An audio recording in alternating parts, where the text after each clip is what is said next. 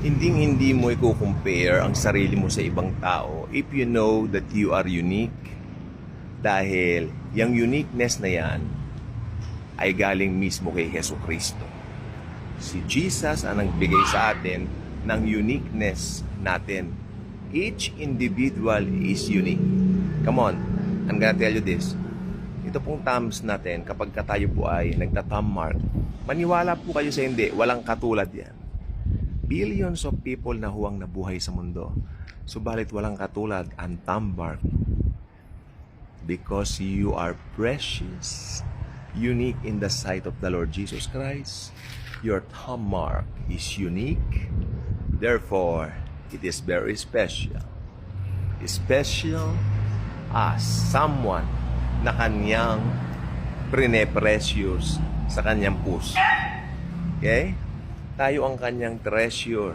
Tayong mga Christians, tayong mga tumanggap sa kanyang libreng biyaya, libreng alok ng kaligtasan o libreng regalo ng kaligtasan. Inialok sa buong mundo, ngunit hindi lahat ng mga nasa mundo ay tinanggap ito. Why? Dahil yung iba nagmamatigas pa rin sa kanilang mga relihiyon. Siyempre, they're thinking na yung religion, since kinamulatan nila at sabi nila, dito na sila pinanganak and all that. Nakakandado pa nga raw eh. And nakakalungkot po yung mindset na yan dahil kapag kayang relihiyon, dahil sabi mo, yan ay iyong relihiyon noon pa man. Pero kapag dumating ang kamatayan at hindi mo pinaghandaan, ano ba ang katotohanan sa buhay? May nakalagay po sa Bible, John 14:6, I am the way, the truth, and the life. No one cometh to the Father but through me.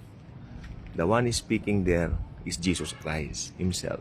Hindi nagbabago ang salita ng Diyos. Kaya pirmi kong ginagamit is, ayaw kong sabihin was. Dahil pirming is, pirming present ang Panginoong Hesukristo. Palakpakan naman natin si Jesus. Okay. Ang mga tao po sa panahon natin ngayon ay nabubuhay sa panahon ng comparison. They love to compare themselves sa ibang mga tao. Wherein, kailanman hindi pwedeng magkapare-pareho ang mga tao dahil bawat isa po ay may kanya-kanyang unique na katangian. Bawat isa po ay meron pong tinatawag na DNA. At alam po ba ninyo, if you want to compare yourself to someone, compare yourself to Jesus and His love.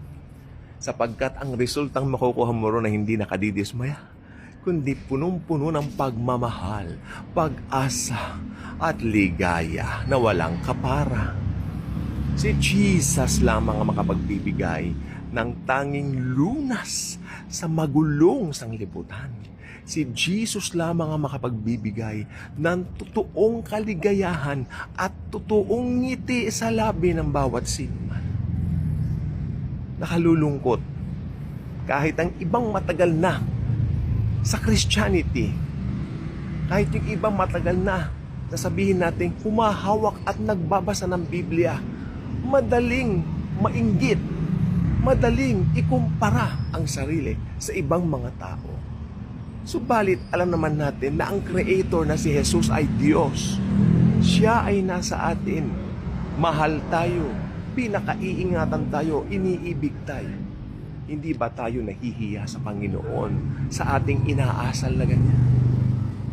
No way. No way. No way in many ways. Panahon na. Kung Kristiyano ka, ibalik mo ang isipan mo sa katinuan. You are the beloved of Jesus. We are highly favored and greatly blessed. Okay? We are highly favored and greatly blessed. Na-bless tayo, hindi dahil sa anumang mabubuting gawa na ginawa natin. Amen? Na-bless tayo, kundi dahil dun sa ginawa ni Jesus sa krus. First, tayo po ay kanyang iniligtas. Iniligtas niya tayo sa kasalanan. Yun po ang pinaka-importante sa lahat. Sapagkat si Jesus po ay pumarito upang bayaran ang kasalanan ng mundo. Nakalulungkot na ang mga tao, ito ay hindi binibigyan ng pagpapahalaga. For them, mahalaga ang mundo. Pero tingnan po ninyo to.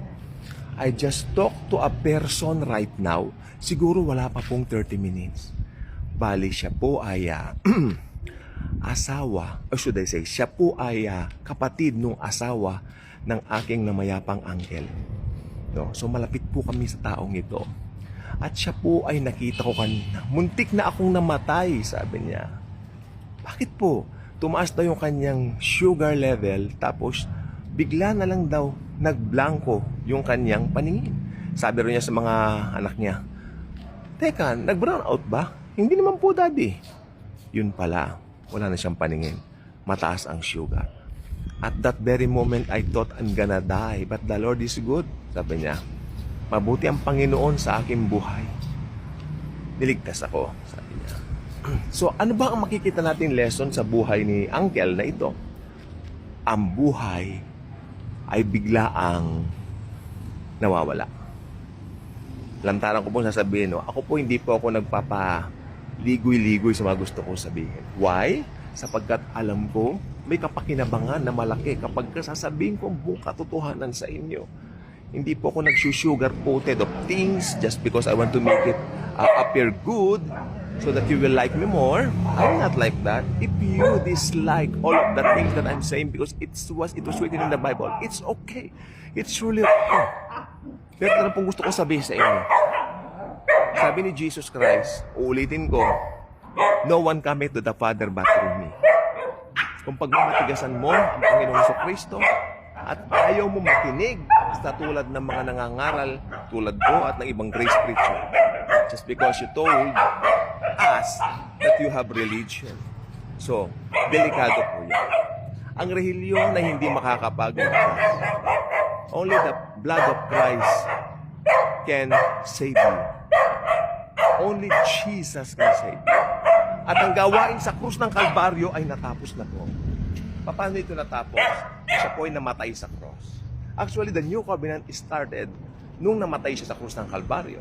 Sabi ng iba, saan nagsimula ang New Testament? You might ask some people, saan nagsimula ang New Testament? Siyempre, meron silang quick answer. When you open your Bible at the end of Malachi, the New Testament will begin. Yes, maybe. Nakalagay lang po doon, New Testament, because it started nung sa buhay ni Jesus Christ nung siya po ay isinilang. Amen? Hanggang siya po ay pumanik sa langit. New Testament, yes, maybe. Yan din po ang tingin ko dati. Pero at the heart of the matter, kailan ba nagsimula ang New Covenant at ang New Testament? Sagot, nung siya po ay namatay sa krus ng Kalbaryo. It is finished. It is finished. Tapos na. Tetelestai. Naganap na. Very important word, naganap na, tapos na, tetelestai. Ano bang ibig sabihin ng word na ito? Natapos na po ni Jesus yung dapat tapusin sa law, no? At higit sa lahat, ang mga tao ay iniimbitahan niya na maligtas sa pamamagitan ng libreng alok na regalo ng Diyos na kaligtasan. Ito po ay ang grace. Wala kang ginawa, ngunit ibinigay sa iyo. It's up to you kung tatanggapin mo o hindi. Kaya problema pong malaki ang rehilyon dahil ang rehilyon po, ito po ang tinatawag na blunder of all blunders pagdating sa kaligtasan sapagkat marami po dyan. Talaga may mga propaganda para harangin ang mga mata ng mga taong miyembro nila na makakilala kay Jesucristo bilang nag-iisang the way, the truth, and the life. Ikaw ba ay ka-good vibes na? Ngayon kung hindi pa huli ang lahat, you still have to click that notification bell. Subscribe ka na. Huwag kang pahuhuli. Ang Daily Good Vibes ay isang channel na sigurado walang ibang itinataas kundi ang Panginoong Jesucristo. Only Jesus is the real star sa channel na ito. Yung ginawa niya sa cross, yun ang pinakatumpak na mensahe na ibinabato ng channel na ito sa buong mundo upang lahat ng tao makarinig ng mensahe ng biyaya at tumanggap kay Jesus bilang personal nilang Panginoon at personal din naman tagapagligtas. Marami pong salamat. It's a windy afternoon, everyone. Thank you. God bless.